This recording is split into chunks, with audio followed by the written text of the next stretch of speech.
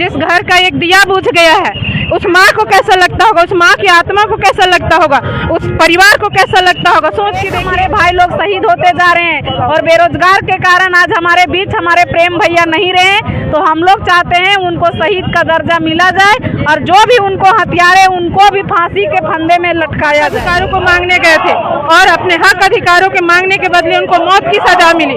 तो हम लोग यही चाहते हैं कि उनको भी मौत की सजा, फांसी की सजा दिया जाए। जिस तरह से संविधान में दलाल है जो गुंडा पोस पाल के रखी है, उन लोग का कहीं ना कहीं रोजी रोटी बंद हो जाएगा। उनको जो रोटी सेकने का जो ये है वो उनका बंद हो जाएगा। इसलिए डर से इस तरह का हमारे जयराम भैया पे दुर्व्यवहार किया गया। क्या कहिएगा, आज आप लोग ये कैंडल मार्च रखे हैं, मतलब क्या किस चलते रखे होंगे? प्रेम महतो की आत्मा को शांति के लिए रखे हुए हैं। साथ ही प्रेम महतो के कातिल को मौत की सजा, फांसी की सजा देनी होगी। जिस तरह से उन्होंने लाठी फेंक के मारा है वो निंदनीय है। सीआईएसएफ के जवान जो होते हैं वो रक्षक होते हैं, लेकिन ये भक्षक बन गए हैं। झारखंडियों को के लिए भक्षक बन गए। झारखंडी जो है मेरे प्रेम महतो भाई और जितने विस्थापित भाई हैं सब अपने हक अधिकारों को मांगने गए थे और अपने हक अधिकारों के मांगने के बदले उनको मौत की सजा मिली। तो हम लोग यही चाहते हैं कि उनको भी मौत की सजा, फांसी की सजा दिया जाए। जिस तरह से संविधान में निहित है कि अगर निहत्थे को मारा जाए, चाहे कोई भी पुलिस फोर्स का ही हो, तो उनको भी सजा मिलती है।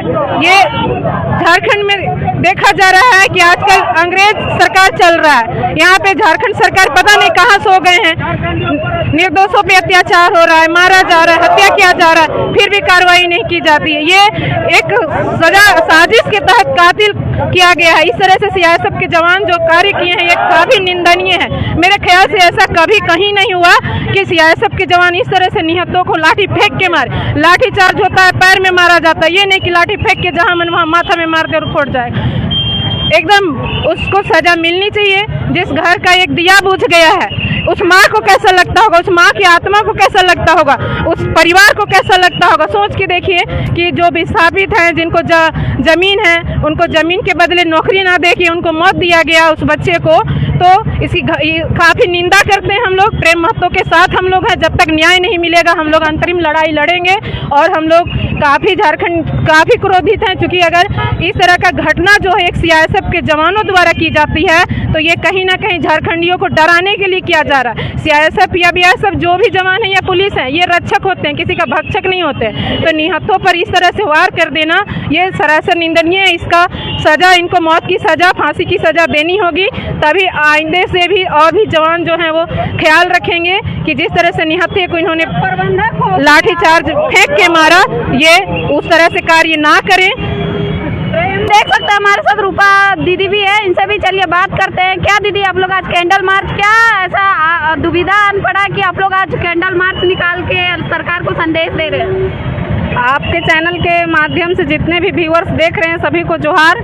आज हम लोग एक भाई को हम लोग खो दिए हैं। अपना रोजगार के लिए गया था बीएसएफ प्रबंधक ने इतना घोर अन्याय किया कि आज हम लोग के बीच में एगो भाई नहीं रहा।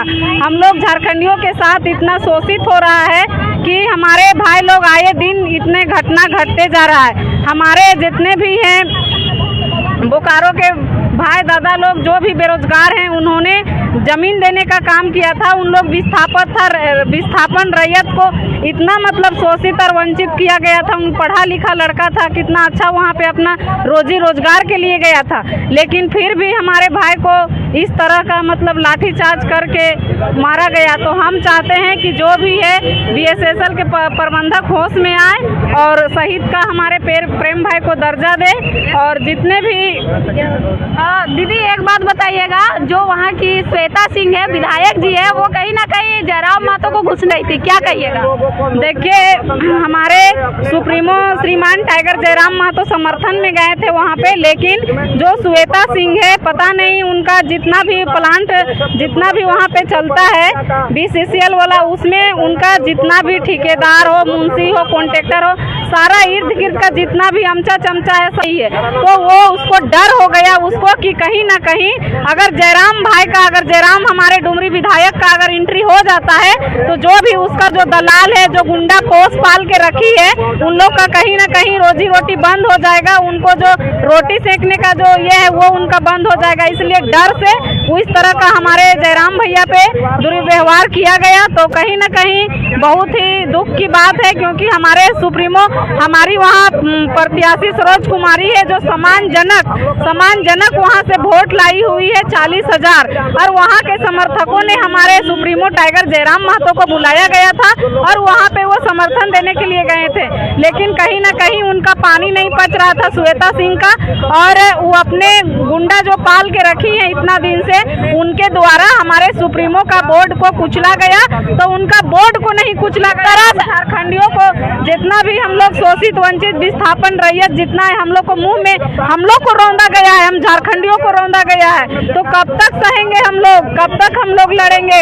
हमारे आए दिन एक से एक हमारे भाई लोग शहीद होते जा रहे हैं, और बेरोजगार के कारण आज हमारे बीच हमारे प्रेम भैया नहीं रहे। तो हम लोग चाहते हैं उनको शहीद का दर्जा मिला जाए, और जो भी उनको हथियारे उनको भी फांसी के फंदे में लटकाया जाए। बहुत बहुत धन्यवाद दीदी।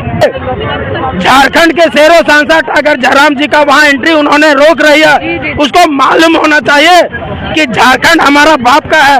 पूरे झारखंड में टाइगर का एंट्री है, उसका बोकारो बिहार से आके यहाँ झारखंड में विधायक बन गई है, तो अपने आप को ज्यादा हीरोइन ना बने। झारखंड में हर झारखंडी का अधिकार है पूरे झारखंड में घूमने का, और झारखंडियों के साथ जो अत्याचार कर रहा है उसके खिलाफ हमारे टाइगर जयराम महतो जी गए थे, तो उसके साथ उन्होंने जो बर्बरतापूर्ण काम किया है, हमारे वहाँ पे जिस प्रकार से मारा गया है हमारे प्रेम महतो को, उसी प्रकार उन लोगों को जो किया है उसको वहाँ पे फांसी पहले दे, और उसका जो समर्थक जो गाड़ी तोड़ने का काम किया उसको त्वरित सलाखों के पीछे भेजने का काम करें। जी जी, बहुत बहुत धन्यवाद भैया। धन्यवाद आपको। बाकी